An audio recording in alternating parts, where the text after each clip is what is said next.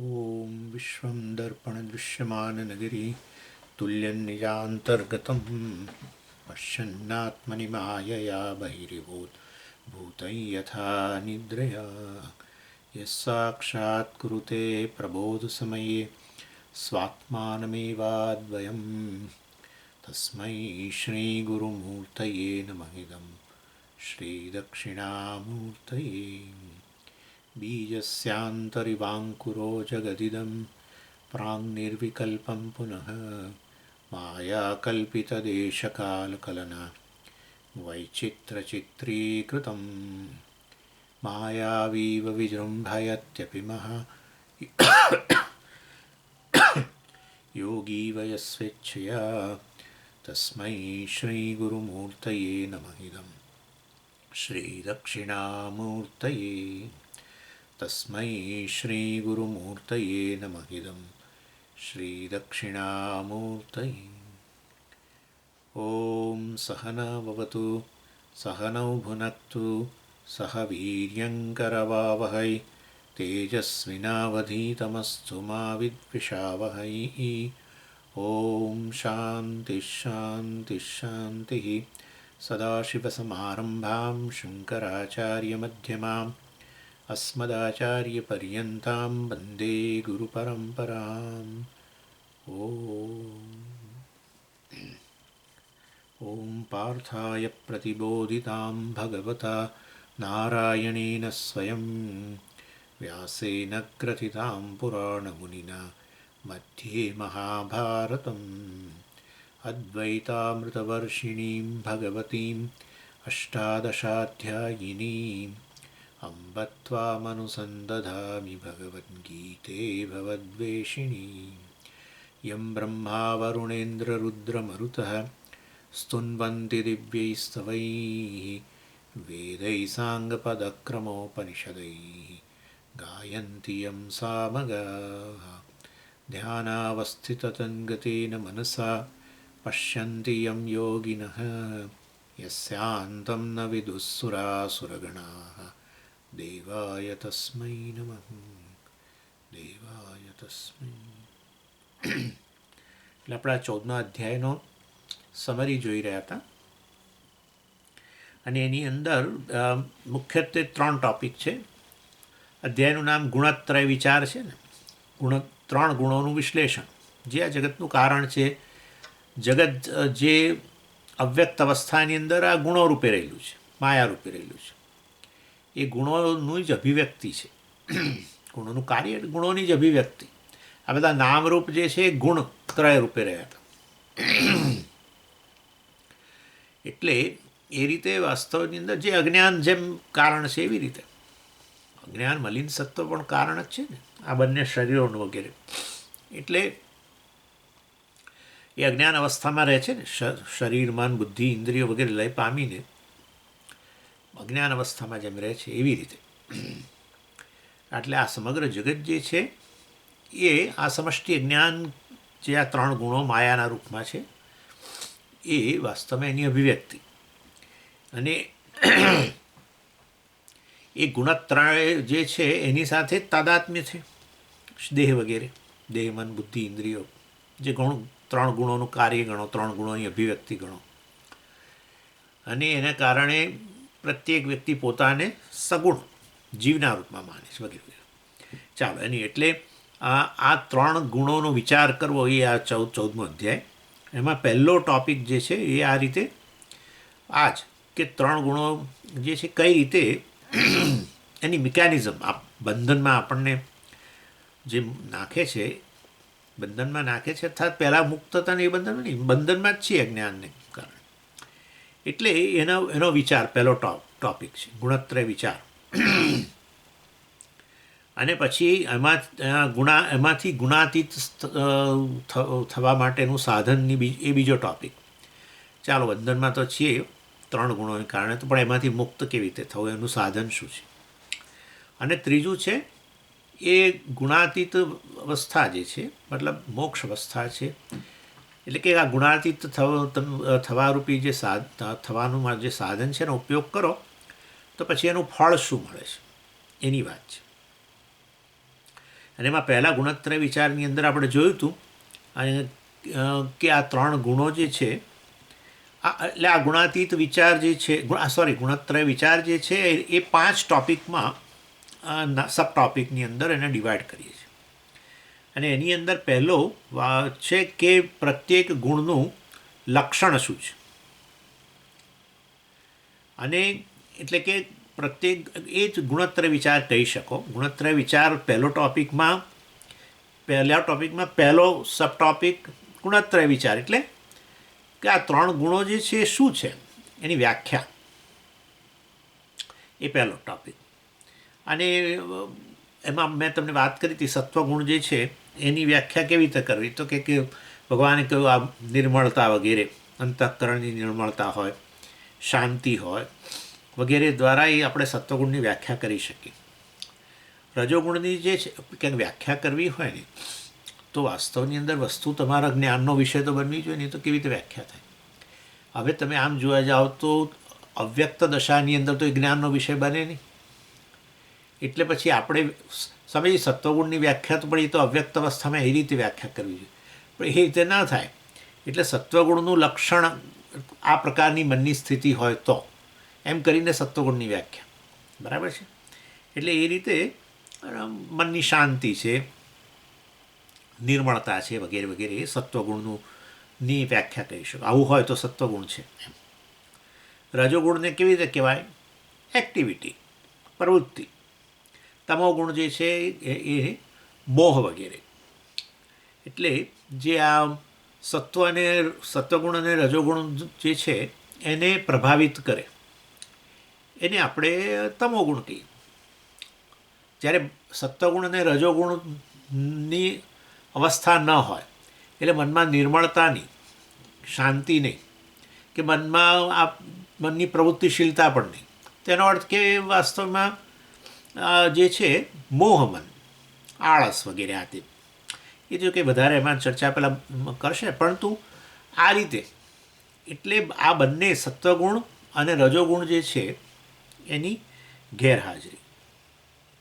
એટલે આપણે કહીએ ને મન જડ અવસ્થામાં, દાખલા તરીકે પ્રવૃત્તિશીલ નથી, તો પછી જ્ઞાન પ્રાપ્ત કરવામાં કશું એવું નહીં. ઇનર્શિયા જેને કહીએ ને આપણે, જેમ કે હોય છે સુષુપ્તિ અવસ્થામાં, બિલકુલ જાણે મન છે જ નહીં. અત્યારે જાગ્રત અવસ્થામાં મન પ્રવૃત્તિશીલ છે, તો આપણે કહીએ કે અત્યારે તમોગુણથી પૂરેપૂરું છવાઈ જઈને સત્વરજસ દબાઈ ગયા છે એવું નહીં, એમ આપણે ગણીએ અત્યારે. એ રીતે વ્યાખ્યા કરીએ. પછી એના બધા બીજું પાછી વાત કરશે તો પછી એટલે આ પહેલો સબ ટોપિક ગુણત્રય વિચારની અંદર પહેલો સબ ટોપિક ગુણત્રયની વ્યાખ્યા. બીજો સબ ટોપિક ગુણત્રય બંધન પ્રકાર, કઈ રીતે આ 3 ગુણો બંધન કરે છે. એટલે સત્વમ સુખે સંજયતી એમ કરીને ભગવાને આગળ કહ્યું, સત્વને કારણે તમને શાંતિ માટે પ્રેમ હોય, જ્ઞાન માટે પ્રેમ હોય, અને એ વસ્તુ સરસ છે. પણ એને કારણે શું થાય કે શાંતિ માટે પ્રેમ હોય ને એટલે પછી ક્યાંય અશાંતિ થોડીક પણ હોય ને બહાર, તો આપણને અંદરથી બહુ જ ડિસ્ટર્બ થઈ જઈએ. એટલે ઘણીવાર 2 વ્યક્તિ જ ઘરમાં રહેતી હોય ત્યારે તમે જોજો, હવે કારણ કે બીજું કંઈ છે નહીં અને બંને જણા વચ્ચે એટલો કકળાટ વગેરે નથી, માની લઈએ સારું જીવન છે, એટલે ઘરમાં શાંતિ છે. એટલે આપણે અને એ પ્રકારની શાંતિનો અનુભવ કરતા રહીએ છીએ અને આપણને ગમે છે. હવે મન ટેવાઈ ગયું બરાબર આવી શાંતિથી. હવે આવી દશામાં જ્યારે કોઈ બહારથી મહેમાન આવે વગેરે બાળકો સાથે અને 2-3 દિવસ રહેવાના હોય તો આપણે એમ જાણે થાય કે આટલું બધી અશાંતિ, આટલો બધો ઘોંઘાટ કેમ છે. એટલે આમ તમે જુઓ તો સત્વને કારણે શાંતિ માટેનો પ્રેમ બરાબર, પણ પછી બાહ્ય અશાંતિ આવે તો પછી આપણને તકલીફ પડે. અરે નાનો અવાજ આવે ને તોય તકલીફ પડે. કોમ્પ્રેસરનો અવાજ આવે આપણા રેફ્રિજરેટરના કોમ્પ્રેસર ઘણીવાર ચાલતા, જૂના આપણા રેફ્રિજરેટરો ચાલતા રહે એટલે તે પહેલાં કોમ્પ્રેસર અવાજ કરતા રહે 24 કલાક સતત. વચ્ચે ક્યારેક પેલું પાછું ડિફ્રોસ્ટ માટે બંધ થાય કે એમને બંધ થાય થોડી વાર માટે, ત્યારે થાય હા પાછી શાંતિ, પાછું શરૂ થાય એટલે અરે આટલું બધું. એટલે આમ તમે જુઓ તો શાંતિ માટેનો પ્રેમ સરસ વસ્તુ જ છે સત્વ, પરંતુ આ રીતે બાંધે આપણે ટેવાઈ ગયા. એટલે હવે સહેજ પણ ક્યાંય કંઈક ઘોંઘાટ હોય, આપણે કોઈકના ઘરે ગયા ને આપણે 2 દિવસ રહેવાના હોઈએ, એમનું ઘર રોડ પર હોય, અને સતત પેલો ટ્રાફિકની અવર જવર રહેતી હોય. આપણે એવા જગ્યાએ રહેતા હોઈએ કે જ્યાં ખૂબ શાંતિ હોય આજુબાજુ પર, આવો બધો ટ્રાફિક ન હોય, અંદરના સાઈડ પર રહેતા હોઈએ, તો આપણને થાય કે હા તો બહુ અવાજ છે સખત. એટલે આમ આપણે મિત્રને મળવા ગયા અને બધો આનંદ કે બરાબર, પણ પછી પાછું આવું આ સાંભળીને આપણને ત્રાસ થાય. રાત્રે ઊંઘે નહીં લોકો, કારણ કે રોડ હોય એટલે થોડી તો અવર જવર, નાની અવર જવર તો રાત્રે રહે. અહીંયા આપણા દેશમાં તો કે મને ઊંઘ ના આવી. સવારે ઉઠીને પોતાના ફ્રેન્ડના ઘરે ગયા તો પોતાના ફ્રેન્ડને કે મને તો ઊંઘ જ ના આવી, રાત્રે આવું બધું હતું અહીંયા. એટલે તમારે અહીંયા બધું સરસ, પાછું બોલતા ઘેર જાય કે તમારે અહીં બધું બહુ સરસ છે, પણ આ ઘોંઘાટ બહુ તમારે એમ કરીને બિચારાને. એટલે કહેવાનો આશય એ છે કે આપણે શાંતિ માટેનો પ્રેમ છે ટેવાઈ ગયા, બહુ સરસ, મનની સાત્વિક વૃત્તિ બતાવે છે, પણ આ બંધનનું કારણ બને. જ્ઞાન માટે પ્રેમ હોય બરાબર છે, પરંતુ દાખલા તરીકે આપણે કોઈ વસ્તુને ન જાણી શક્યા તો આપણે અનઇઝીનેસ. એક દિવસ પેપર ના આવ્યું, આપણે જૂના જમાનો ખબર છે ન્યૂઝપેપર આવતા ઘરે, અને પેલી રજાઓ પડે, જન્માષ્ટમી કે આવી તેવી રજાઓ પડે, અને પછી પેલું પેપર ના આવે તો જાણે આપણને બેચેની રહે. જેમ આપણે ચા ના પીએ સવારે, સમજો 1-2 કલાક મોડી ચા મળે તો આપણે કેવા બેચેન થઈ જઈએ, એવી રીતે સવારે પેપર ના મળે તો બેચેન થઈ જઈએ. અને આપણી ટેવ મુજબ બહાર નીકળીએ જોવા માટે, પછી ખબર પડે કે અરે આજ તો પેલું જન્માષ્ટમી છે, આજ તો ક્યાંથી આવે. એટલે જન્માષ્ટમીને બીજે દિવસે જન્માષ્ટમીને બીજે દિવસે ના આવે, એટલે પછી સમજી જન્માષ્ટમી દિવસે તો આવે, કારણ કે આગલા દિવસ એનીવે. એટલે કહેવાનો આશય, આ કોની વાત કરો છો? હું મારી જ વાત કરું તમને, હું મારી જ વાત કરું છું કે આવું હતું પહેલાં, કે ભાઈ ન્યૂઝપેપર ના આવે, રોજ વાંચવાની ટેવ, શું ચાલે છે, જિજ્ઞાસા. આમ સત્વવૃત્તિ કહેવાય એ વખતે, જ્ઞાનની ઈચ્છા. પરંતુ આ પ્રકારે બંધનનું કારણ બને.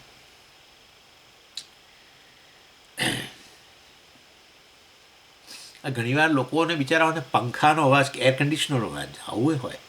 એર કન્ડિશનર ઘણીવાર હવે તો સરસ મળે જ બધા, પણ નહીં તો પેલા જૂના બોક્સ હતા એ ધમ મળીને શરૂ થાય અને બંધ થાય. એટલે એ આપણને બંધ થાય ત્યારે જ સારું લાગે, ધમ મળીને શરૂ થાય તો રાત્રે સારું કર્યું હોય એર કન્ડિશનર આપણે ત્યાં, તો રાત્રે ઘણીવાર બિચારા લોકો દિવસે થોડું સહન કરી લે કે રાત્રે ઊંઘવા મળે ને સારી રીતે, ગરમીમાં આપણને ઊંઘ ના આવે, ચાલો એટલે કરો એસી ચાલુ કરો. પછી એટલે આ રીતે આ બોક્સવાળા હોય ને એ બહુ અવાજ કરે તો તમે ઊંઘી જ ના શકો. એટલે આમ તમે જુઓ તો શાંતિ માટેનો પ્રેમ છેવટે આ રીતે સત્વ બતાવે, પણ એ રીતે બંધનનું કારણ બને. સહેજ પણ સહન ન કરી શકીએ, પંખાનો અવાજ સહન નથી કરી શકતા લોકો. બહુ 5 પર હોય તો અવાજ આવે ફૂર, એટલે 1 પર કે 2 પર રાખે તો કે થોડું સહન કરી લઈશું, પણ અવાજ સહન નહીં થાય. એટલે આ રીતે, એટલે આપણે વિચારવાનું કે સત્વગુણ પણ કેવો આપણને બાંધે છે. પછી ત્રીજું ખરું સત્વને કારણે કે આપણને ધર્મ માટે જ પ્રેમ હોય, સાચી વસ્તુ માટે પ્રેમ હોય, આપણે ધર્મનું પાલન કરવા ઈચ્છીએ, અને ક્યાંક ધર્મનો ભોગ આપતા લોકો જણાય આપણને તો એટલો બધો ધિક્કાર ઉત્પન્ન થાય, એટલો બધો દ્વેષ ઉત્પન્ન થાય, એટલું બધું કડવું બોલીએ આપણે કે ના પૂછો વાત, બહુ જ બોલીએ. એટલે હદ સુધી કે આપણને ઘણીવાર વિચાર આવે બીજી વ્યક્તિઓને જેના મોડે બોલતા હોય કે આ વ્યક્તિ ખરેખર ભગવદ્ ગીતા ભણે છે કે શું કરે છે. એટલી બધી કડવી ભાષા.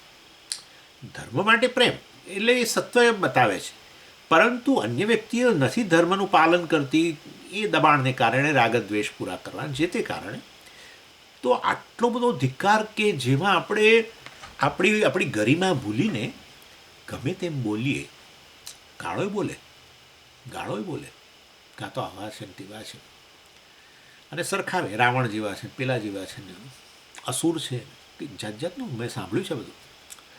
એટલે અને તમે આવું જ્યારે કડવું બોલો, કડવું તમે બોલી શકો, કડવું બહાર આવે તો અંદર કડવાશ હોય તો જ આવે ને, નહીં તો કેવી રીતે આવે. એટલે એ કડવાશ આપણને જ નડી રહી છે, આપણને અંદર બાળી રહી છે ને આ વસ્તુ.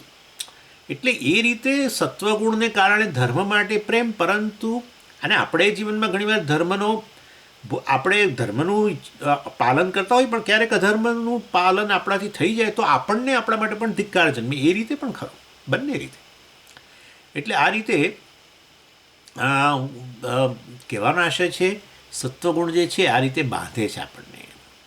એટલે એટલા માટે હવે આ આપણને થાય કે સત્વગુણ એટલે સ્વામીજી મુક્તિ, પણ એવું નથી જોયું તમે.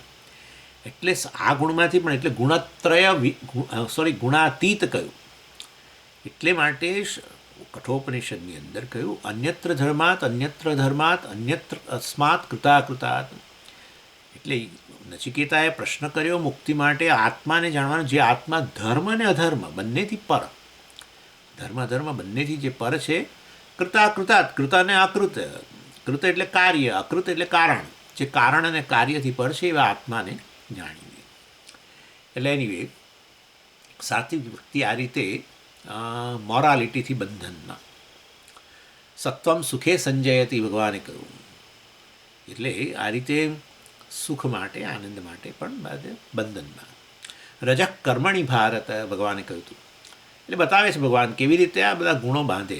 કર્મણી, રજોગુણ તમને કર્મમાં બાંધે. એટલે તમે આ વ્યક્તિના હાથમાં પ્રોજેક્ટો પર પ્રોજેક્ટો જ હોય. જ્યારે પણ તમને મળે ત્યારે કે મારે હવે આ કરવાનું છે, હવે મારે આ કરવાનું છે, મારે આ કરવાનું છે. કોઈક કારણસર જો માંદા પડ્યા, કોઈક કારણસર પડે છે, હવે સ્વાભાવિક બધા લોકો માંદા પડતા હોય છે. એટલે કંઈક કારણસર હવે એ પ્રોજેક્ટો નથી થઈ શકતા, કશું આપણે કશું કરી નથી શકતા અત્યારે આ દશામાં, માંદગીની દશામાં, તો બહુ વિહવળ રહે. અથવા એમને પણ દાખલા તરીકે કોઈ કારણસર, હવે આ કોવિડ જેવી અવસ્થા તમે વિચાર કરો, કોવિડને કારણે એવી સ્થિતિ આવી કે લોકો બહાર એકદમ ન નીકળી શકે, બહુ બીજી પ્રવૃત્તિ, ઘરમાં રહીને કશું કરી શકો, પરંતુ ન કરી શકે તો બહુ વિહવળતા રહે, બહુ બહાર જઈને પ્રવૃત્તિ ન કરી શકે. ઘરની અંદર હોય અને દાખલા તરીકે આપણે બધું કામકાજ આપણે ઇન્ટરનેટ વગેરેથી ચાલતું હોય, બરાબર, ઘરમાંથી નહીં લોકો જોડાતા હોય છે ને, જે તે પોતાની કંપનીમાં કામ કરતા હોય પણ ઘરેથી કામ કરે. હવે કોઈ કારણસર ઇન્ટરનેટ લાઇટ જતી રહી કે કોઈ કારણસર ઇન્ટરનેટની તકલીફ ઊભી થઈ, એવું કહે છે કે હવે કદાચ આવું બધું વધારે યુદ્ધ થશે તો આ ઇન્ટરનેટ જ પર બહુ એ બધું કે બીજા પર બોમ્બ મારીને આ તે બધા પર અસર થઈ શકે એમ છે. આવું એક પોસિબિલિટી તરીકે બતાવે છે, કદાચ થયું તો એમ. હવે એવી દશામાં આપણે વિચારી જ ન શકીએ કે હું કઈ રીતે રહી શકીશ. ખ્યાલ આવે તમને? એટલે પ્રવૃત્તિ વગર રહી જ ન શકે. અને આવી વ્યક્તિઓ પર એમને અસર, આ તો મનની વાત કરું છું, મનમાં વિહવળતાને પરંતુ એની અસર શરીર પર પડે, તરત જ શરીર પર પડે. એટલે એનો અર્થ એવું તો કે રજોગુણ એ કેવી રીતે બાંધે છે વ્યક્તિને. એક્ટિવિટી વગર વ્યક્તિ રહી જ ન શકે. અને બીજી રીતે તો છે જ, શાસ્ત્રની રીતે તો ખરું જ, કર્મ પછી કર્મફળ, ને કર્મફળ પછી એમાંથી જ બધા કર્મફળ એક જન્મમાં તમે ભોગવી ન શકો. કેટલાય કર્મો આપણે રોજે રોજ ચાલતા હોય, કેટલાક એમાંથી પુણ્ય પાપની ઉત્પત્તિ ને આ તે બધું ને કેટલું. એટલે આ બધું એક જન્મમાં ભોગવી ન શકો, એટલે નવો જન્મ લેવો પડે. નવો જન્મ અને ભોગવ્યું જે તે ભોગવા માટે હવે જન્મ એટલે પછી એ મનુષ્ય સિવાયનો જન્મ પણ માં પ્રારબ્ધ ભોગવવાનું આવે. એટલે આ બધામાં તમે જોઈ શકો કે બીજા પશુઓની યોની આ તે કશામાં, અને સારા કર્મ હોય, ચાલો ફરી મનુષ્ય જન્મ મળ્યો તો હવે મનુષ્ય જન્મ લઈને વળી પાછા આપણે ફરી એની એ જ સ્થિતિ કર્મ કરીએ અને કર્મફળને. એટલે આ રીતે રજોગુણ પણ બાંધવાનું કાર્ય કરે શાસ્ત્રની દૃષ્ટિથી. અને તમોગુણ છે એ તો બાંધે જ આપણને, કારણ કે તમોગુણને કારણે બેદરકારી હોય, કોઈ પણ કામની અંદર બેદરકારી એ આમ દેખાઈ આવે, એટલી બધી બેદરકારી. અને સતત ભૂલો કરવી, પછી અજ્ઞાન કોઈ જે તે વસ્તુનું હોય તે અજ્ઞાન જે છે એમનું એમાં જ આપણે અજ્ઞાનને કારણે આપણે ભૂલો થતી હોય તો આપણે પછી એને સુધારવા માટે પ્રયત્ન કરીએ કે જે ભાઈ આ ભૂલો ન થવી જોઈએ. પરંતુ જો તમોગુણ વાળું મન, તમોગુણી હોય ને વ્યક્તિ ન બોલીએ આપણે ચાલો મન, પરંતુ એ વ્યક્તિ વાસ્તવમાં એને સુધારવાનો પ્રયત્ન જ ન કરે. અને જે પણ કામ પોતે હાથમાં લે એમાં બેદરકારીને લીધે બહુ મુશ્કેલીઓ પડે. એટલે ભગવાને કહ્યું જ્ઞાનમ આવૃત્તિ તમઃ પ્રમાદે ભવતી વગેરે વગેરે. એટલે વાસ્તવમાં પ્રમાદ આવે. ઇવન આપણે ભૂલી જવું જે છે, આવું કહીએ ને કે સ્વામી જ કહે ને, આવી ઘણી વાર થાય, કોઈ કંઈક કામ સોંપ્યું હોય, અરે આ તો રહી ગયું કરવાનું, અરે આ તો રહી ગયું, અરે આ તો રહી ગયું. આ પણ તમોગુણ. આ પ્રકારનું વારંવાર ભૂલી જવું એ પણ તમોગુણ. પછી કોઈ વસ્તુ પર ચિંતન કરવાનું, સહેજ વિચાર કરવાનો આવ્યો, કોઈ પણ વસ્તુ પર, આપણે પોતાના જીવનની વસ્તુ પર થોડો જરા વિચાર કરવાનો, કંઈક આગળ આપણે પગલું લઈએ પહેલાં જરા વિચાર કરવાની જરૂર છે. જેવું વિચાર કરવાનું શરૂ કરે ને અને અંદરથી વિરોધ થાય, અથવા તો આપણને એમ થાય કે નહીં આવે આમાં કંઈ બહુ કશું વિચારવું નથી, આ તમોગુણ. કોઈ પણ વસ્તુ ઇનકેપેસિટી ટુ થિંક આપણે કહીએ ને, ઇનકેપેસિટી.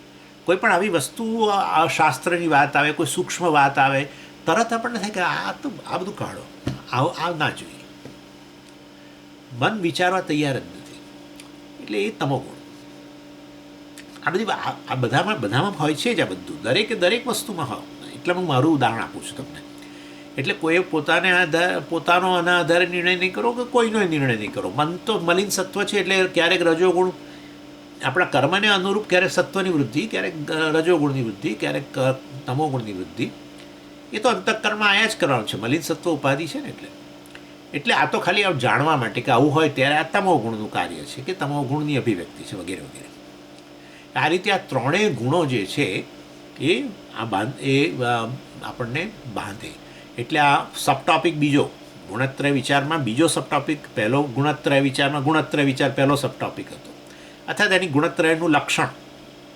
બીજો સબટોપિક હતો ગુણત્રય બંધન પ્રકાર. પછી ત્રીજું છે ગુણત્રય લિંગ. આમ બધું સરખું દેખાય એવું જ છે, પરંતુ એટલે આ લિંગ એટલે શું? આવું પ્રકારનું ચિહ્ન, ઇન્ડિકેટર કે ભાઈ આ છે ને એટલે ફલાણો ગુણ છે એમ. એટલે એનું કારણ શું છે કે જે મેં કહ્યું પ્રમાણે ગુણો જે છે એ કંઈ આપણને દેખાતા નથી. એ તો અવ્યક્ત વસ્તુ છે, માયા. કારણ હંમેશા અવ્યક્ત જ હોય. કાર્ય જે છે એ વ્યક્ત અવસ્થામાં હોય. જેમ કે વૃક્ષ જે છે એ બીજમાં અવ્યક્તપણે છે, દેખાય નહીં કોઈ દિવસ, પરંતુ એમાંથી આવે છે એટલે આપણે એને કારણ કહીએ. વૃક્ષમાંથી આવે એટલે. એ રીતે ઈંડાની અંદર બચ્ચું વગેરે હોય પક્ષીનું, તો એ અવ્યક્ત અવસ્થામાં જ છે, દેખાય જ નહીં, પણ એમાંથી જ આવે છે. એટલે એનીવે, એટલે કારણ અવસ્થા એવી છે કે એ અવ્યક્ત છે, જણાય નહીં. એવી રીતે આ સમગ્ર જગતનું મારું મન, બુદ્ધિ સહિત બધું જ એનું કારણ છેવટે આ ત્રણ ગુણો છે. એ કારણ છે, એ ગુણો એટલે વાસ્તવમાં ન દેખાય. અવ્યક્ત દશાની અંદર આ બધું ન દેખાય, પરંતુ એનું લિંગ, એનું ચિહ્ન વ્યક્ત દશામાં છે. એના પરથી આપણે નક્કી કરી શકીએ કે આવું છે. એટલે ભગવાન કહે છે, જ્યારે 11મા શ્લોકની અંદર ભગવાને કહ્યું કે આ સત્વ જે છે, જ્યારે યદા સત્વે પ્રવૃદ્ધે તું પ્રલયમ યાતિ દેહભૃત તદોત્તમ વિદામ લોકાન અમલાન પ્રતિપદ્યતે. હા, એના પહેલાં 11મા શ્લોકમાં કહ્યું સર્વદ્વારેષુ દેહેસ્મિન પ્રકાશ ઉપજાયતે જ્ઞાનમ યદા તદા વિદ્યાત વિવૃદ્ધમ સત્વમ ઇતિ ઉત. એટલે વાસ્તવની અંદર યદા જ્ઞાનમ વિદ્યાત વિવૃદ્ધમ, સત્વની આ વૃદ્ધિ થઈ હોય તો આપણે વધુ ને વધુ જ્ઞાન આપણે પ્રાપ્ત કરતા જઈએ, અને આપણું ગ્રાસ્પિંગ હોય વખતે ત્યારે માનવું કે વાસ્તવમાં એ સત્વની વૃદ્ધિ થઈ છે. અને કારણ કે મન શાંત હોય ને ત્યારે બહુ બધું એ ગ્રહણ કરી શકે, બરાબર ને. એટલે અંતઃકરણની શાંત અવસ્થા જે છે, કોઈ પ્રકારનો વિક્ષેપ વગરની અવસ્થા જે છે, એને આપણે જરૂર સત્વનું કાર્ય કરી શકીએ. અને ત્યારે આપણે જ્ઞાન જે છે, જે પણ આપણે સાંભળતા હોઈએ, કંઈ પણ વસ્તુ કંઈ જોતા હોઈએ, આ કરતા હોઈએ, અને એ બધાની અંદર આપણે એવું કંઈ ટીચિંગમાં તો ખરું જ, ઉપદેશમાં તો ગ્રહણ વધારે ત્યારે જ થઈ શકે જ્યારે સત્વની વૃદ્ધિ હોય. બહાર જગતમાં પણ એવું છે. આપણે આપણી ઇન્દ્રિયોથી વસ્તુઓને જોતા કરતા હોઈએ, સાંભળતા હોઈએ, પણ ઘણી વાર ગ્રહણ પૂરેપૂરું નથી થતું. એટલે કોઈએ કહ્યું તમે બરાબર સાંભળ્યું નહીં, મેં આમ કહ્યું હતું, તમે બરાબર જોયું નહીં, એમ કે આમ જોયું છતાંય ના જોયું, એના જેવું. એટલે જાણે કે મનની અંદર ઘણો ખળભળાટ ચાલતો હતો, એના કારણે પેલી વસ્તુ બરાબર ગ્રહણ ન થઈ. શબ્દ હોય, સ્પર્શ હોય, રૂપ હોય, રસ હોય, ગંધ હોય, આવું ને આવું આપણે જમવા બેઠા હોઈએ અને ઘણી વસ્તુઓ બનાવી હોય ને એનો સ્વાદ વિશે જ્યારે પત્ની કે પૂછે કે ભાઈ આ કેવું બન્યું છે, ત્યારે આપણે પછી સારું લગાડવા માટે કહીએ કે ના સરસ, પણ આપણું મન કોઈક જો બીજી જગ્યાએ હોય, ખળભળાટવાળું હોય, તો આ બધું વસ્તુઓનો જે સ્વાદ હોય, કોઈ નવી આઈટમ હોય ને એના સ્વાદ વિશે પૂછે તો પણ આપણે બહુ જાજુ ન બોલી શકીએ. સારું લગાડવા પછી કે ના બહુ જ સરસ છે, હું તમને કહેવાનું રહી ગયું, આમ ને તેમને બીજી વાતોમાં કહેવાનું રહી ગયું, ખરેખર ગ્રહણ જ નથી કર્યું. ગ્રહણ કરો તો એનો અર્થ કે અંતઃકરણ શાંત થયું છે. શાંત ચિત્ત હોય ત્યારે ગ્રહણ થાય. ગ્રહણ એટલે એ જ્ઞાન પ્રાપ્ત કરી શકે, કોગ્નિટિવ જેને કહે ને એવું, અથવા રિસેપ્ટિવ ગ્રહણ કરી શકે.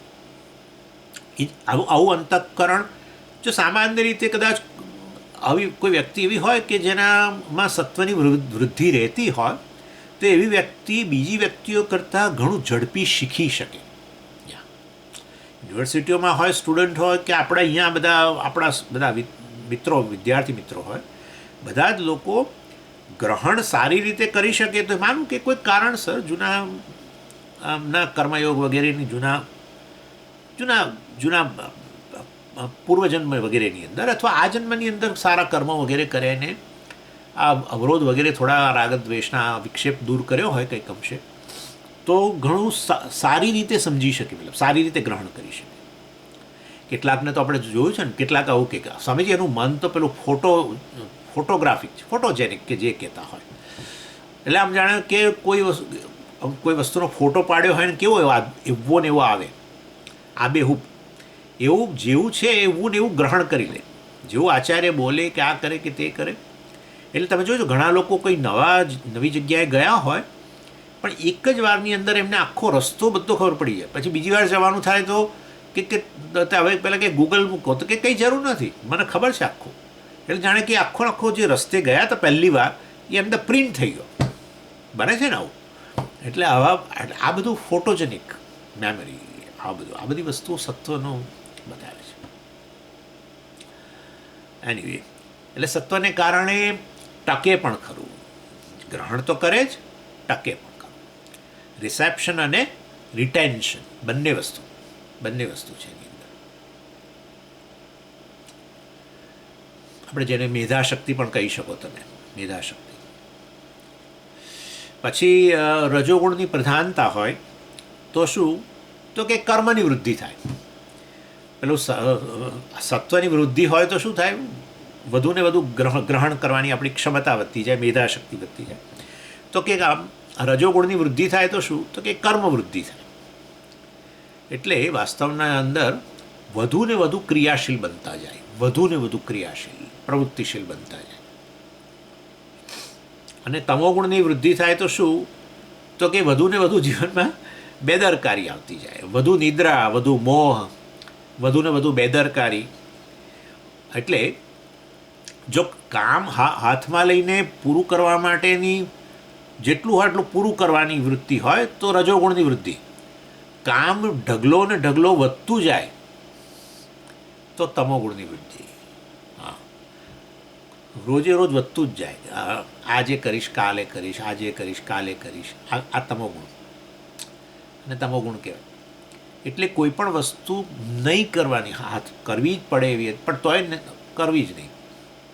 ઘણી બધી વસ્તુ કદાચ એક પ્રોજેક્ટો હોય પણ એક પણ કામ પૂરું નહીં કરવું, બધું બસ એમ પડ્યું જ રહે, તો તમોગુણની વૃદ્ધિ. હાથમાં નવા પ્રોજેક્ટો લઈને કર્યા જ કરવું એ બધાને, તો એ રજોગુણની વૃદ્ધિ. કામ વધતું જવું, કરવું નહીં, તો તમોગુણની વૃદ્ધિ. સમજ્યા? આવું છે. બે જ વસ્તુમાં એને રસ હોય હંમેશા, અથવા બે જ સ્થિતિ હોય એની, ક્યાં તો ઊંઘતો હોય, ક્યાં ઊંઘવા જેવી સ્થિતિમાં હોય, બેમાંથી ઊંઘવા જેવી સ્થિતિની અંદર. ઊંઘવા જેવી સ્થિતિ એટલે આવી તમોગુણ. એનીવે, એટલે આને ગુણત્રય લિંગ કહો કે ગુણત્રયનું ફળ કહો, જે પ્રકારે. એટલે સત્વગુણ વધે તો આ રીતે, આ તમોગુણ વધે તો આ, રજોગુણ વધે તો આ, એમ કરીને ગુણત્રય લિંગ બતાવ્યું. અને ગુણત્રયની ગતિ, આવું 3 ગુણો સાથે તાદાત્મ્ય જ આપણે કહેવું પડે, કેમ કે આ તો અનાત્માનો જ ધર્મ છે, પરંતુ એને આત્મા રૂપે લીધેલું છે. ચાલો, પણ ગુણત્રય ગતિ એટલે શું થાય, આવી વ્યક્તિની સ્થિતિ શું થાય? એટલે કહે છે કે યદા સત્વે પ્રવૃદ્ધેતુ, હવે આ 14મા શ્લોકમાં કહ્યું, યદા સત્વે પ્રવૃદ્ધેતુ પ્રલયમ યાતિ દેહભૃત. આવી વ્યક્તિ દેહભૃત, આવો દેહને ધારણ કરનારો આવો જીવ પ્રલયમ યાતિ અર્થાત મૃત્યુ વગેરે પામે. તદા ઉત્તમ વિદાન લોકાન અમલાન પ્રતિપદ્યતે, ઉત્તમ લોકને પ્રાપ્ત કરે. જો સત્વની વૃદ્ધિ સાથે તમે વિદાય લો આ દેહમાંથી, અંતઃકરણો તમારું સાત્વિક હોય, તો હવે એ તો અંતઃકરણ તો જોડે જવાનું છે, સૂક્ષ્મ શરીર જ જાય છે છેવટે. તો પછી વાસ્તવની અંદર એને શું, એણે તો આ સ્થૂળ શરીરનો ઉપયોગ કરીને આ પ્રકારે સત્વની વૃદ્ધિ કરી સૂક્ષ્મ શરીરમાં, અંતઃકરણમાં. એટલે એવી વ્યક્તિ જે છે એને ડેફિનેટલી સારી. એટલે એનો અર્થ એવો થયો કે જે વ્યક્તિ રાગદ્વેષ નિવૃત્તિ માટે પ્રયત્ન કરે છે, આ તે બધું યોગ જેને કહીએ આપણે, બરાબર ને, કર્મયોગ. આ તે સારા કર્મો કરતો રહે છે, એમ કરતાં કરતાં નિસ્વાર્થ વૃત્તિ છે, આ તે બધું એમ કરતાં કરતાં જેમ સત્વની વૃદ્ધિ કરે અને શરીર છૂટે તો ત્યારે છે એના કરતાં પણ સારો લોક એને પ્રાપ્ત થાય. સારો લોકમાં એવું નહીં ગણવાનું કે બીજો લોક પ્રાપ્ત થાય. સમજી, આ તમે તો આ સ્વર્ગની વાત લેવો છો, અમને ગમતી જ નથી, કે અમે તો માનતા જ નથી. સારો લોક એટલે શું? કોઈ પણ બીજો દેહ, સારો દેહ. પણ હવે મનુષ્યથી બીજો સારો દેહ આ લોકમાં ક્યાં મળવાનો છે? સારો દેહ તમે કંઈ પાછું સ્વર્ગ લઈ આવશો, દેવલોક ના. મનુષ્યમાં તમે જોઈ શકો છો કે આ તમે જ આજુબાજુ નજર નાખો તમને ખબર પડશે કે આપણા કરતાં લોકોની સ્થિતિ સારી છે. એટલે સારી સ્થિતિ માટે હું બહાર પેલું ધન વગેરેની વાત નથી કરતો. ઘણીવાર એવા સંસ્કારી કુટુંબોની અંદર જન્મે, ઘણા વિદ્વાન કુટુંબોમાં જન્મે. હા, પોતાના ફાધર બહુ વિદ્વાન હોય, મધરે વિદ્વાન હોય, એવું બને. અને એવા કુટુંબમાં જન્મે અને વિદ્યા માટેનો પ્રેમ ને આ તે બધું, એટલે સત્વની વૃદ્ધિ હોય તો પછી સારો જ લોક મળે, સારા સંસ્કાર મળે. કારણ કે કલ્યાણનો રસ્તો તો એ જ છે ને. ધન કલ્યાણનો રસ્તો એવું નથી, ધનનો સારો ઉપયોગ કલ્યાણનો રસ્તો. પણ એની વે ચાલો, એટલે અને સારો ધનવાળી ધનિક કુટુંબમાં જન્મે, ધનિકે હોય ને સાથે સાથે સંસ્કારી હોય. અને આવા કેટલાય કુટુંબો ભારતમાં છે, હતા જ, અમદાવાદમાં હતા ને. હા, કેટલા આપણા નગર શેઠ હતા ને, આ તે બધા બિરલા ને આ તે બધા ઘણા સારા સારા કાર્યો કરનારા. મને યાદ છે ઘનશ્યામદાસ બિરલાએ એ ચેકબુક ગાંધીજીને આપી રાખેલી, સહી પોતાના સહીઓવાળી ચેકબુક જ આપી રાખેલી, કોરી. તમારે જે પણ આપણા સ્વતંત્રતાના કાર્યક્રમની અંદર, સ્વાતંત્ર્ય મેળવવાના કાર્યક્રમમાં જ્યાં પણ પૈસાની જરૂર પડે ત્યાં તમારે મને પૂછવા નહીં આવવાનું. હવે ઘનશ્યામદાસ બિરલા અત્યંત ધનિક, એટલે કેવું તમે વિચાર કરો. સમય પછી આમ છે ને તેમ છે, એમ કરીને આપણે પછી કોઈ એમનામાં શોધવા જઈએ, એમના પૌત્રોના બધામાં, એ બધું ન કરવું જોઈએ. ઇન શોર્ટ કહેવાનો આશય કે આવા કુટુંબમાં જન્મ લેવો અને કદાચ આવા સંસ્કાર મેળવવા. ધન તો છે જ, પણ પાછું આવું સંસ્કારે મેળવવા, સારા સંસ્કાર મેળવવાને, જેથી આપણી પછી સદગતિ તરફ જ આપણો રસ્તો થાય. તો જરૂર એનો અર્થ એવો થયો કે આવા જે એ કુટુંબોમાં જન્મે છે, આવા સંસ્કારી અને શ્રીમંત બંને, તો જરૂર એ લોકોએ પૂર્વજન્મની અંદર એવા સારા કર્મો કર્યા છે જેને કારણે સત્વની વૃદ્ધિ, અને એના કારણે એમને આવા કુટુંબમાં, એટલે પણ આવું શ્રીમંત કુટુંબમાં જન્મે એવું તમે કઈ રીતે એને સારું ગણો છો? 6થા અધ્યાયની અંદર ભગવાન કહ્યું કે યોગ ભ્રષ્ટ આત્માને હું ઘણીવાર તો શ્રીમંત કુટુંબમાં જન્મ આપું છું ને, કાં તો યોગીના કુટુંબમાં જન્મ છું, અથવા કુલે ભવતી ધીમતામ શુચિનામ શ્રીમતામ ગેહે. ગેહે એના ઘરમાં, શુચિનામ શ્રીમતામ, શ્રીમતામ શ્રીમત, શ્રીમાન એટલે શ્રી ધરાવનારો, ધન ધરાવનાર, અને શુચિ પવિત્ર અર્થાત સંસ્કારી. ગેહે અથવા કુલે ભવતી ધીમતામ, વિદ્વાન કુટુંબની અંદર જન્મ થયા. પૈસા એટલા ના હોય પણ વિદ્વત્તા, જ્ઞાનનો જ પ્રેમ. ઘણા કુટુંબો તમે જોજો બધા સારામાં સારું ભણવા માટેનો જ પ્રેમ, સારું સારું ભણે. ઘણીવાર તો આ લોકો કહે છે જેનેટિકલી સ્વામીજી આવે. ચાલો, એ તો હવે જે હશે તે, હવે આપણે બહુ ખબર નથી મને જેનેટિકલી આવું જ્ઞાન માટે પ્રેમ આવે કે નહીં. પણ આ પ્રકારનું વાતાવરણ, જે વાતાવરણમાં આપણે જન્મ થાય અને ઉછેર થાય, એની મોટામાં મોટી અસર જીવનભર રહે. એટલા માટે તો આપણા બધા મા બાપ છે બિચારા કેટલો પ્રયત્ન કરે છે કે બાળકોને સારા સંસ્કાર પડે. ચલો લઈ જઈએ, ચિલ્ડ્રન પ્રોગ્રામ થતો હોય અહીંયા આશ્રમની અંદર, પેલું અહીંયા ગીતા ચેન્ટિંગનું હોય તો અહીંયા હોય ત્યાં હોય, લઈ લઈને બિચારા જાય બધે, બરાબર છે. એને સ્પોર્ટ્સનું બહુ ગમતું હોય તો એમાંય લઈ જાય, પણ સાથે સાથે આવું જ જુએ કે આવું કંઈક એને મળે છે કે નહીં.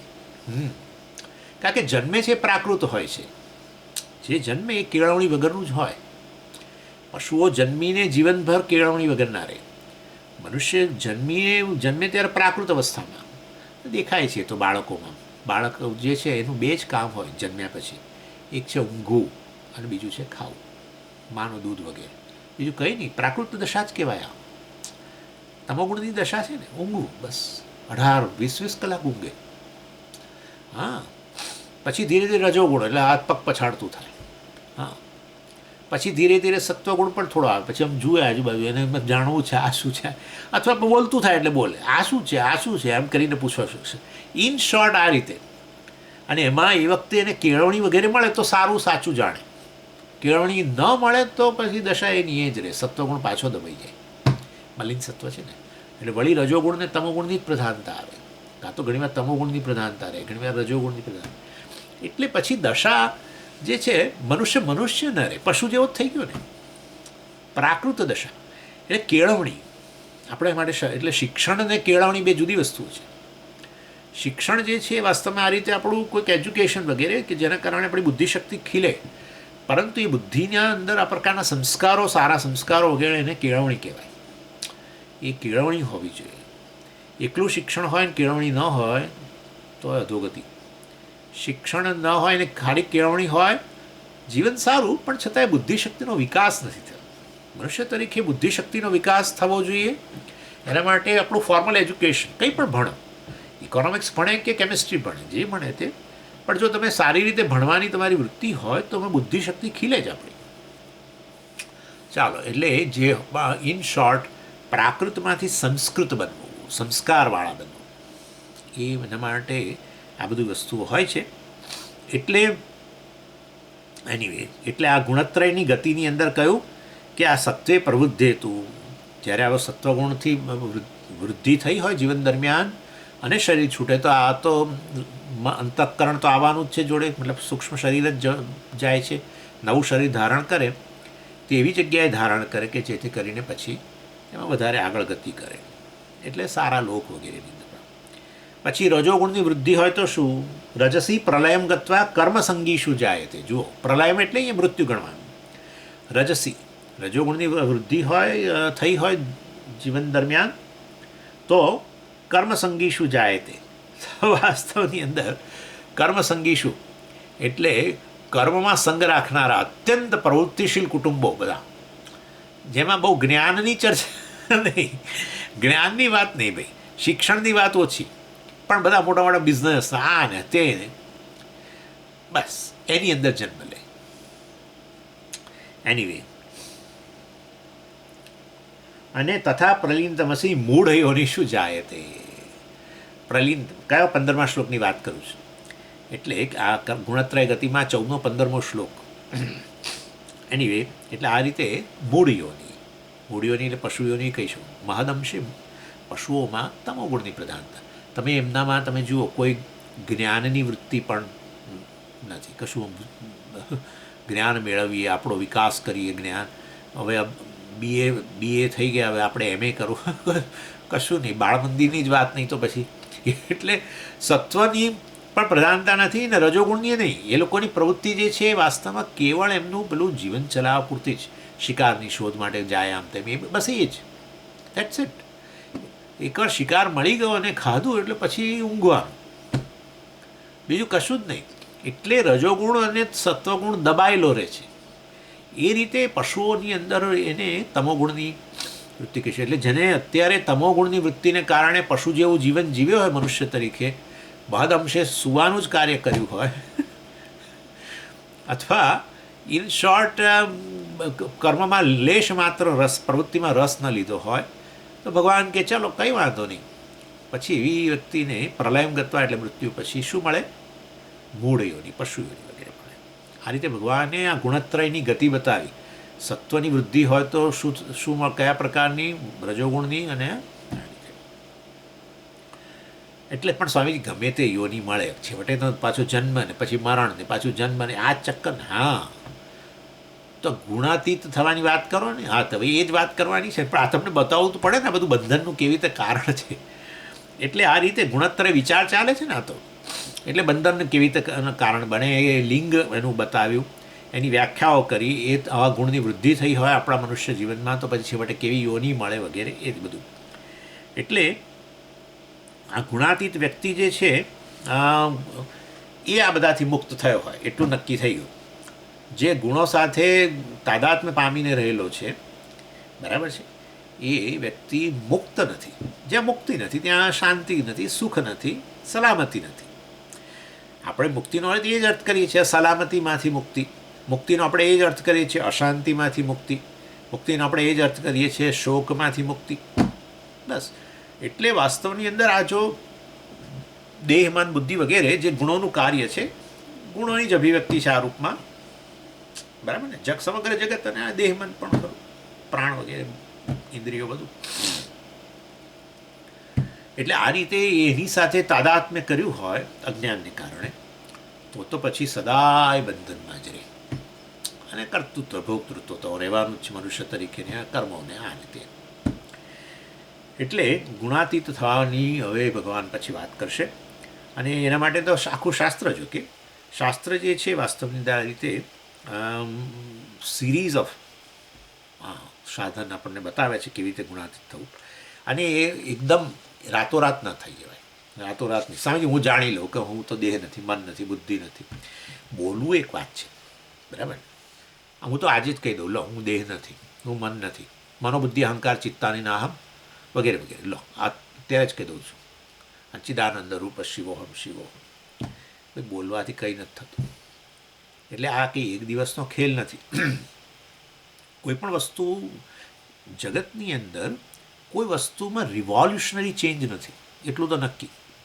અને કોઈ સડન ચેન્જની વાત કરે ને કે તમે બંધનમાં હો ત્યાંથી એક રાતમાં મોક્ષ આવી જશે, તો ભૂલમાંય પડતા નહીં એની અંદર. આ ભૂલમાંય પડતા નહીં, કારણ કે એ વસ્તુ શક્ય નથી. ઇવન તમને ખાલી વાત કરું, લોકો 20 કિલો વજન ગુમાવે, ઘટાડે 1 મહિનાની અંદર. 15 દિવસમાં 20 કિલો વજન ઘટાડો, VLCC ફલાણા ઠીકાણા પર બધી બહુ. અને કદાચ ઘટાડે, ઘણા બધી મેથડથી તમે વજન ઉતારી શકો. આ બધું છે, પાંદડા ખાઈને દિવસ અને એવું પાંદડા ખાતા રહો સવાર સાંજ, તો કોઈ કંઈ મતલબ ભાજી બધી કે આ બધા કાચા શાકભાજી ભલે ને આ બધું દુખી જાય બધું, પણ કોબીજના દડા લઈ લઈને ચાવ્યા કરો ને આ બધું કરો તો બધા બહુ કેલરી તો મળવાની નહીં. થોડી થોડી ચાલવાનું બધું પાછું દિવસ દરમિયાન રાખ, ફટાફટ ઉતરી જાય બધું. ક્રેશ એકદમ. એ જેટલો ક્રેશ થયો ને એના કરતાં પાછો 15 દિવસ પછી એકવાર થઈ ગયું ને પછી પેલું આપણું ક્રેવિંગ તો હોય જ, દાળ ભાત ભાખરી રોટલી આ ફલાણું ઠીકણું મુઠિયા આ, એટલે વળી પાછું પેલું આમ બધું. કારણ કે 15 દિવસ તો માંડ કારણ કે આ લઈને બેઠા છીએ એટલે આમ અંદરથી તો કચવાઈએ છીએ, પણ હવે ઘટાડવું છે. 15 દિવસ પછી જે રીતે તૂટી પડે, 20 કિલો ઘટાડ્યું હતું, 40 કિલો વધારે. સમજ, આ સાચું છે, બિલકુલ સાચું છે. તમે એક ડાયટ પ્લાન જે ઓફર કરે છે એ ભારતની અંદર, એ લોકો બધા કહે છે ઘટાડવું સહેલું છે, ઘટાડેલું વજન સાચવવું એની અંદર કોઈ વિરલો જ રહે છે, કોઈક જ વિરલો. મોટા ભાગના લોકો ઘટાડે કોઈ પણ રીતે, પણ એના કરતાં ડબલ ઝડપે અથવા ડબલ વજન વધારી દે છે, કારણ કે પેલું ક્રેવિંગ છે અંદર. એ લોકો એક મેં આ તો ખાલી જોયું હમણાં કે ઘટાડ્યું 15 દિવસની અંદર, પછી કહે છે કે ઘટાડેલું વજન સાચવવાનું બહુ કાળજીપૂર્વક એના માટે કેટલા વર્ષો લાગે. એમણે કહ્યું કે તમારી ઉંમર જે છે, તમારું જે વજન જે છે એને તમે 10 ભાગી નાખો, એટલા વર્ષ તમારે સાચવવું પડે. દાખલા તરીકે તમે 70 વર્ષના હો તો તમારે 7 વર્ષ સુધી સાચવવું પડે બહુ જ. અથવા પછી ક્રેવિંગ જતું રહે, સ્વાભાવિક છે, મન ટેવાઈ ગયું. પણ એમ કે અત્યારે 15 દિવસમાં ઘટાડ્યું અને પછી એમ કે હવે મને કોઈ ક્રેવિંગ જ નહીં રહે ને આ વજન એમનું એમ રહેશે, રહેતું જ નથી. સાદું જ ખાવાનું હજુ તો શરૂ કરે કદાચ, તો આ ફાટ. એટલે બધા જ આ ડાયટિશિયનો કહે છે કે ભાઈ કદાચ તમને ઘટાડવામાં તો અમારી બહુ મદદ ના લો, પણ એ ઘટાડેલાને સાચવવામાં તો અમારી મદદની જરૂર પડશે. આ થાય છે. લોકો સ્મોકિંગ છોડી દે એકદમ ભડાક કરતું, થોડા દિવસો સુધી પીએ ને અને પછી જે શરૂ કરે તો પહેલાં રોજની 5 સિગરેટ પીતા હતા એને બદલે 10 પીતા થઈ જાય. દારૂ છોડનારાઓની આ દશા છે, ચા છોડનારાઓની આ દશા છે. ઓકે, એટલે કે મેં વધારી નથી, પણ પાછી પીવાની તો શરૂ કરી. ઇન શોર્ટ કહેવાનો આશય છે કે આ પ્રકારનું ક્રેવિંગ ના ગયું હોય. રસવર્જમ રસોપ્યસ્ય પરમ દૃષ્ટવા નિવર્તતે. રસવર્જમ, આમ રસને છોડી દીધો બહાર, પણ રસોપિયસ્ય અંદર રસ રહ્યો છે, એ રસને કારણે એ પરમ દૃષ્ટા ધીરે ધીરે આ રીતે જાણે કે આનંદનું સાધન તો કેવળ હું છું તો જ પછી છૂટે, નહીં તો ન છૂટે, એમ કે છે. એનીવે, એટલે કોઈ ક્રેશ પ્રોગ્રામ નહીં. સમજીએ આજે આ ગુણોત્તર પર વિચાર છે એને સાંભળી લઈએ અને ગુણાતીત કાલે બની જઈએ, બસ બધા બંધન એ ભૂલી જજો ભાઈ, એવું નથી થવાનું. એટલે આ લોકો કહે છે કોઈ પણ આ પ્રકારનો જે ચેન્જ હોય એ ઇવોલ્યુશનરી હોવો જોઈએ, રિવોલ્યુશનરી નહીં. ઇવોલ્યુશન એટલે શું? ગ્રેજ્યુઅલ, ધીરે ધીરે તમે ઇવોલ્વ થઈ રહ્યા છો. તે કે પણ એવું એ આ બધું તો ખાલી સમજ બોલવા માટે છે. આવું ક્યાં છે? આવું જ છે, આખા જગતની અંદર આવું છે. તમે જુઓ એક કળી તમારા ત્યાં ગુલાબ વગેરે હોય, તમે તમારા ગાર્ડનમાં અને કળી આવી હોય, ત્યાંથી આખું ગુલાબ બને ત્યાં સુધી એ કંઈ જેવી કળી આવી એને તડકો આવ્યો ખુલી ગયું, સમય લાગે છે. અરે ગુલાબનો છોડ લાવીને આવ્યો હોય તમે, અને તમને થાય કે આ સરસ પીળા ગુલાબનો છોડ છે, મોટા મોટા ગુલાબ આવે છે, યુ હેવ ટુ વેઇટ. કેટલાય ચોમાસા જાય ભાઈ, ને ખાતરો નાખો, ધીરે ધીરે ધીરે ધીરે બધું જ એકે એક વસ્તુ. માના ગર્ભની અંદર બાળકનો વિકાસ 9 મહિના લાગે, કંઈ કશું રાતોરાત કંઈ થતું જ નથી. એટલે આપણે આ રીતે થોડી ધીરજ, બરાબર સ્વામીજી, આ બધું ગુણો મારે છૂટવું જોઈએ, બધું બરાબર છે. પણ સ્વામીજી મનુષ્ય જીવન અમને મળ્યું છે ને હવે થોડા વર્ષો રહ્યા ને આમ રહ્યું ને તેમ રહ્યું, એટલે એમાં ઉતાવળ કરવાનો કોઈ અર્થ જ નથી. અને બીજી વસ્તુ કે આપણે આ માર્ગે હોઈએ પછી તો ઈશ્વર કાળજી લે છે. કહ્યું ભગવાને કે હું તો શુચિનામ શ્રીમતાંગ ગેહન આ બધે હું જન્મ આપું છું, એ તો ભગવાન પર જ આપણે આધાર રાખવો પડે, ચોખ્ખું સ્પષ્ટ કહે છે. એટલે આપણે આ રસ્તે નીકળવું ને એલર્ટ જીવન જીવવું થોડું એટલું જ જરૂરી છે. એટલે કુદરતની અંદર પણ બધી વસ્તુ ધીરે ધીરે ધીરે ધીરે ધીરે ધીરે ધીરે ધીરે. હવે અહીંયા હમણાં વસંત ઋતુ આવી છે, તો પહેલાં તો અહીંયા બધા અહીં તો ઠૂંઠા થઈ ગયા હતા ઝાડ બધા બરફને આના લીધે, અને એ તો એ કુદરતની એ પ્રકારની વ્યવસ્થા જ છે. પણ તો એની હવે જે બધા પાંદડા તો ધીરે ધીરે ધીરે કૂપળો ફૂટે, પછી એમાં આગળ જતાં ફૂલોએ આવશે, કેટલું બહુ જ બધું ધીરે. એટલે આપણે કહીએ વસંતનું આગમન આમ ધીરે ધીરે થઈ રહ્યું છે, એક એક ઋતુનું આગમન ધીરે ધીરે થાય.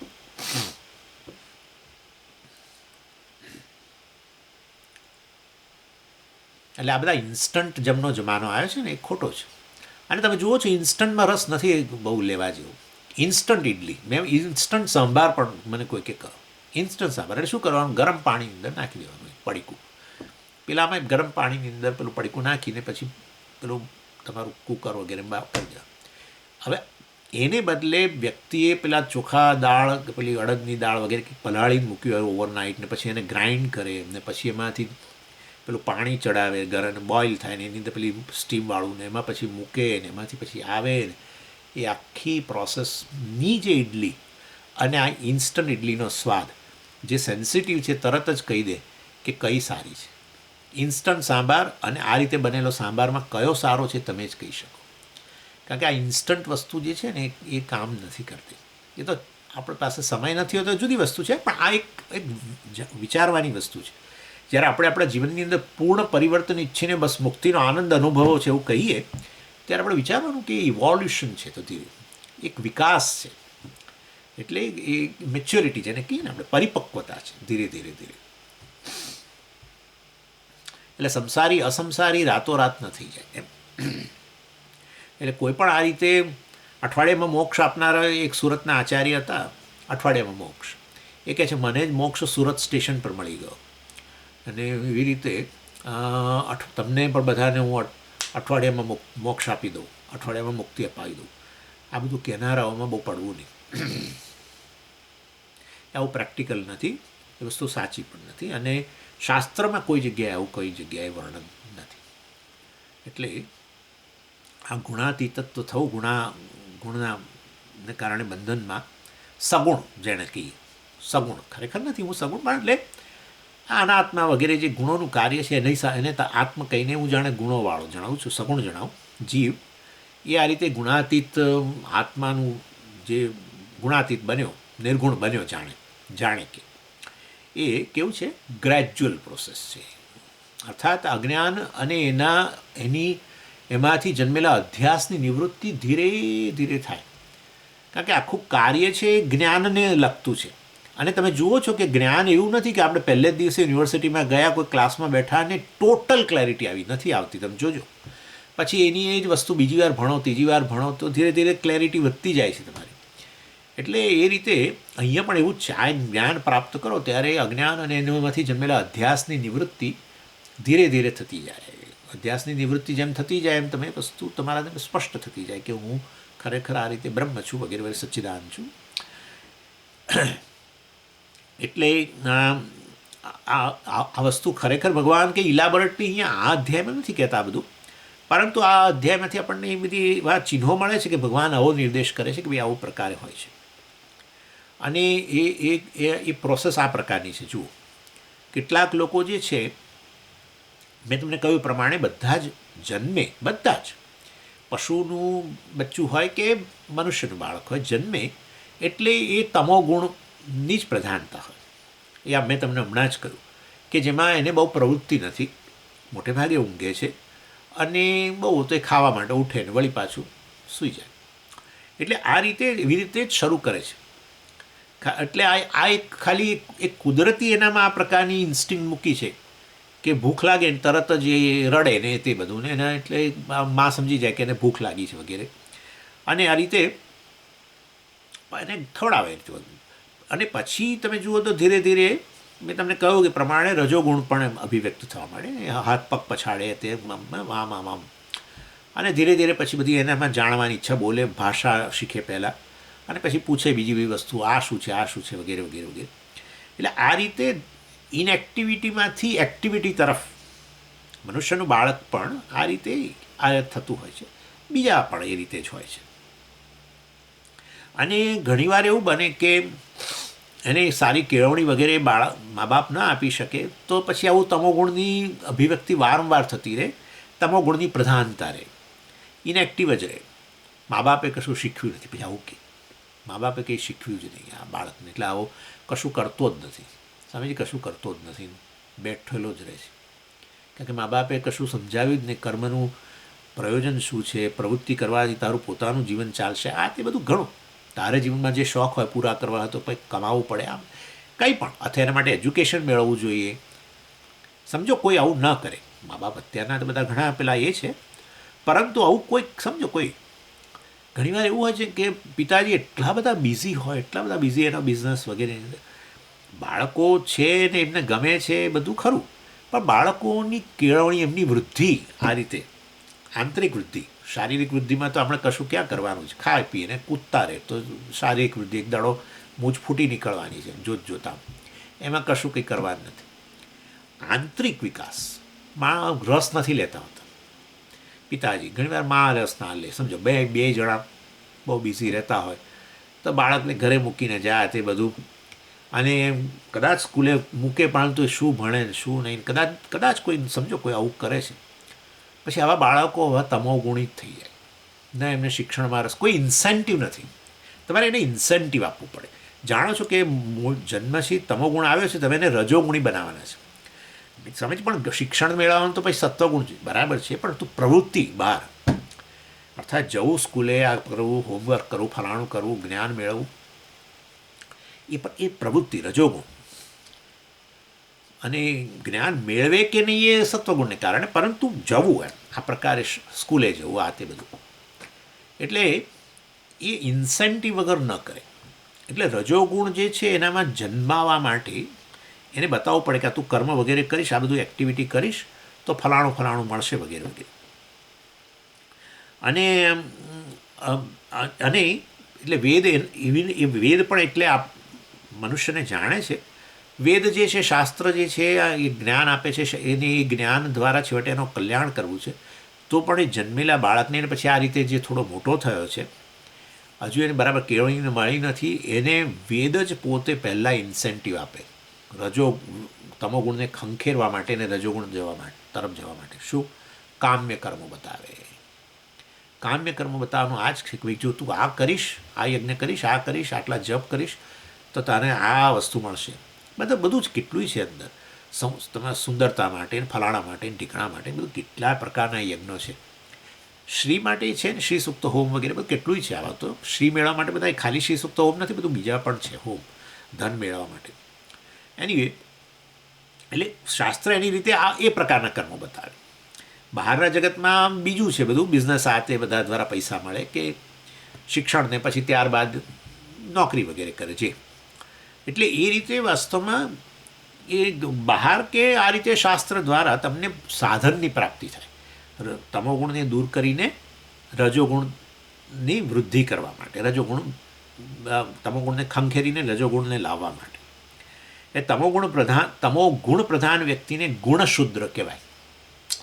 એટલે વ્યક્તિએ ગુણશુદ્રમાંથી, જાતિ શુદ્ધની આપણે વાત જ નથી કરતા, જાતિ તો બહુ જુદી તદ્દન વાહિયાત વાત છે, પણ એની ગુણશુદ્ર વ્યક્તિએ આ રીતે ગુણ વૈશ્ય બનવાનું શાસ્ત્ર આપણને વિધાન કરે. આપણે આ ચર્ચા કરેલી છે. વર્ણ વ્યવસ્થાનો ચાર્ટ મેં તમને બધાને બતાવેલો. એ વર્ણ વ્યવસ્થાના ચાર્ટની અંદર આ બધી આપણે વાત કરેલી. એ ખાલી અત્યારે યાદ કરાવું છું અહીંયા જ, કારણ કે જરૂર છે.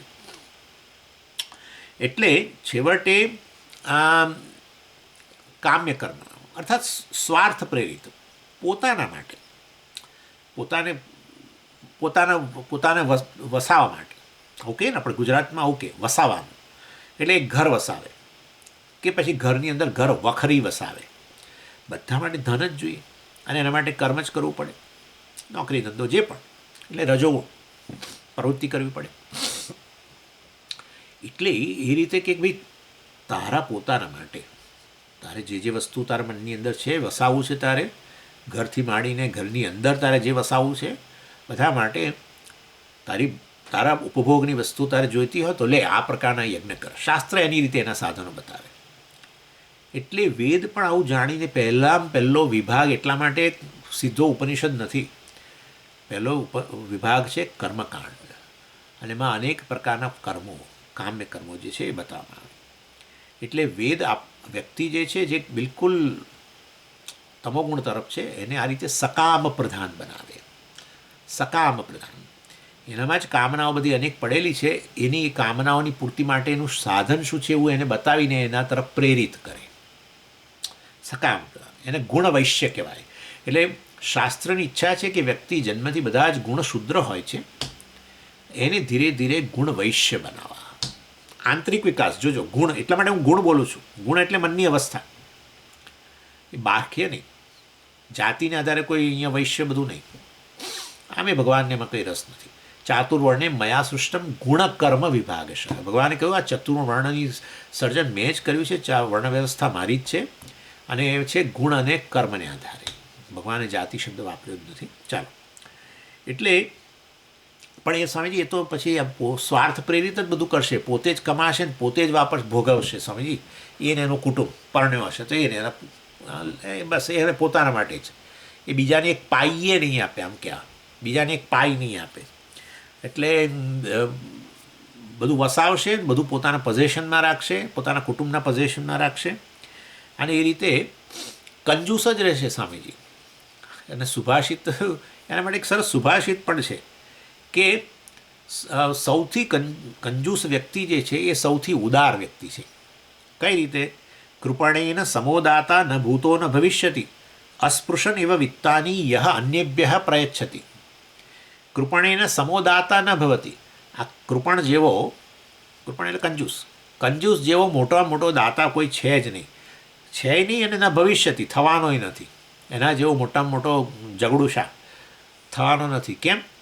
અસ્પૃશન એવ વિત્તાની, વિત્તને ધનને અડ્યો જ નહીં, જીવનમાં પુષ્કળ કમાયો પણ અડ્યો જ નહીં, અર્થાત અન્યને આપ્યું જ નહીં. અન્યેભ્યઃ પ્રયચ્છતિ, એ વિદાય લીધી, એની સાથે બધું ધન જાણે ઇનડાયરેક્ટલી એણે આપી દીધું. એટલે જો થોડું ઘણું પોતાના હાથે આપ્યું હોત તો પછી પાછળ ઓછું રહ્યું હોત ને આપવા, જતું રત તે પાછળ ઓછું રહ્યું હોત આપવાનું. ના, એક કોડીએ ના આપી સ્વામીજી, તો બધું જ પેલા લઈ ગયા જ સાચો શબ્દ છે, પણ આપણે જાણે કહો કે ઇનડાયરેક્ટલી દાતા બન્યો, એ ઉદાર બની ગયો. એટલે ઇન શોર્ટ સમજી, આ તો તમે એને ગુણ વૈશ્ય બનાવો છો, પણ એ તો આવો કંજૂસ જ રહેશે, પોતાના માટે જ બધું, પોતાના જ ભોગવા માટે. પણ આ પહેલું સ્ટેપ છે. આગળનું સ્ટેપ પછી આવતી વખતે. ઓમ પૂર્ણમદ પૂર્ણમિદમ પૂર્ણાત પૂર્ણમુદચ્યતે પૂર્ણસ્ય પૂર્ણમાદાય પૂર્ણમેવાવશિષ્યતે. ઓમ શાંતિ શાંતિ શાંતિ. હરિ ઓમ શ્રી ગુરુભ્યો નમઃ. હરિ ઓમ.